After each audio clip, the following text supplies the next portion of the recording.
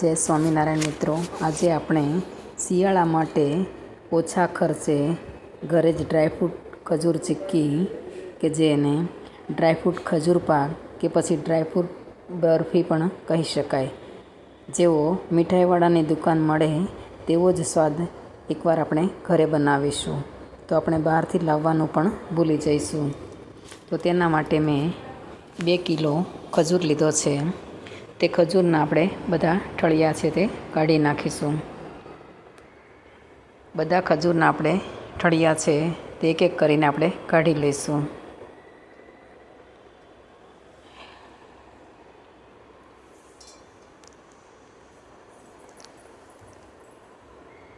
આ ખજૂર પાક છે તે ખૂબ જ ટેસ્ટી બને છે અને તે શિયાળામાં વધારે ખાવામાં આવે છે.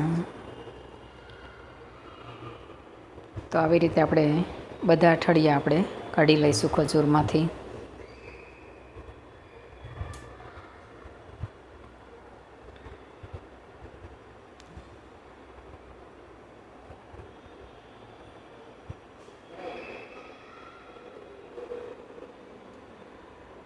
તો આપણે બધા ખજૂરમાંથી ઠળિયા કાઢી લીધા છે. તો અહીં મેં આપણે 250 ગ્રામ જેટલી બદામ લીધી છે, તેને આપણે કટકા કરી નાખ્યા છે. અને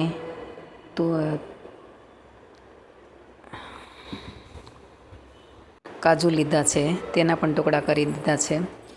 અહીં મેં પમ્પકિન સીડ્સ કે જેને કોળાના બીજ કહેવામાં આવે છે તે પણ લીધા છે અને મગજતરીના બી પણ લીધા છે. હવે ખજૂરને આપણે મિક્સરમાં અધકચરો જેવો આપણે ક્રશ કરી નાખીશું કે જેથી કરીને એ ઝડપથી ગળી જાય એટલા માટે.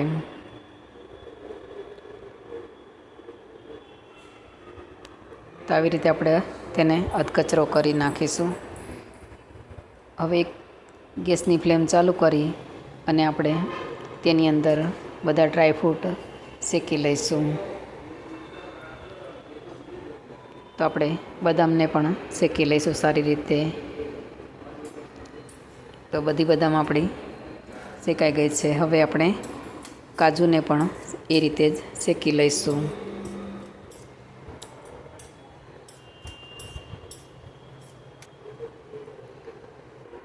કાજુ શેકાઈ જાય એટલે આપણે પિસ્તા પણ શેકી લઈશું.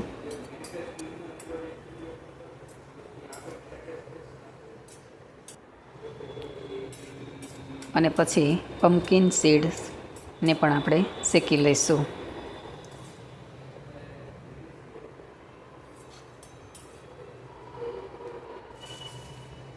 એના પછી આપણે મગજતરીના બી છે તેને પણ આપણે શેકી લઈશું.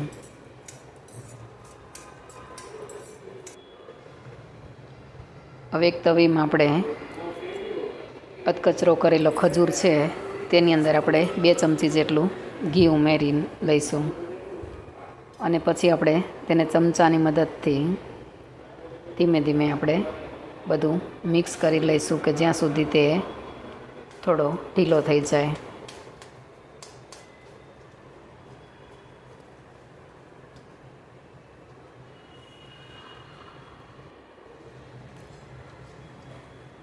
ખજૂર ગરમ થઈ જાય એટલે આપણે તેની અંદર બધા ડ્રાયફ્રૂટ છે તે અંદર ઉમેરી દઈશું.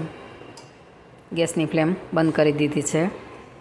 હવે તેની અંદર આપણે બધા ડ્રાયફ્રૂટ ઉમેરી અને તેને આપણે એક પ્લેટ છે તેની અંદર ઉમેરી દઈશું.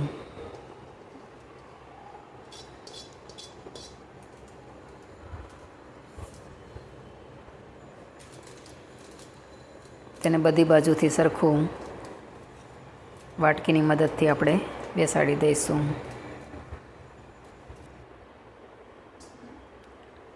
તો આપણો ખજૂર પાક તૈયાર થઈ ગયો છે.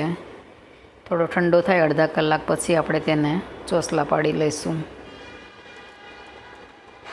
તો અડધો કલાક થઈ ગયો છે, આપણે હવે એના ચોરસ ચોસલા પાડી લઈશું. તો બહુ સરસ ખજૂર પાક આપણો બનીને તૈયાર થઈ ગયો છે. જો તમને મારી રેસીપી ગમે તો તેને લાઈક, શેર અને સબસ્ક્રાઈબ જરૂરથી કરજો અને કમેન્ટ કરીને કહેજો કે તમને મારી રેસીપી કેવી લાગી.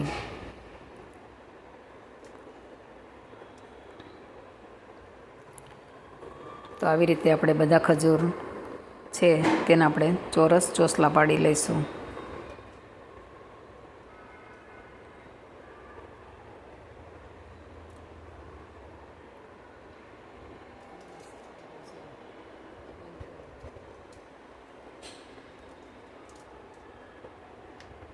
આ ડ્રાયફ્રૂટ ચીક્કી છે તે એકવાર ઘરે બનાવી જોજો, બહુ સરસ બને છે.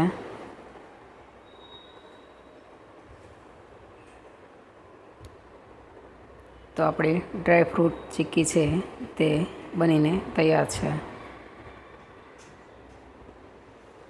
જય શ્રી કૃષ્ણ.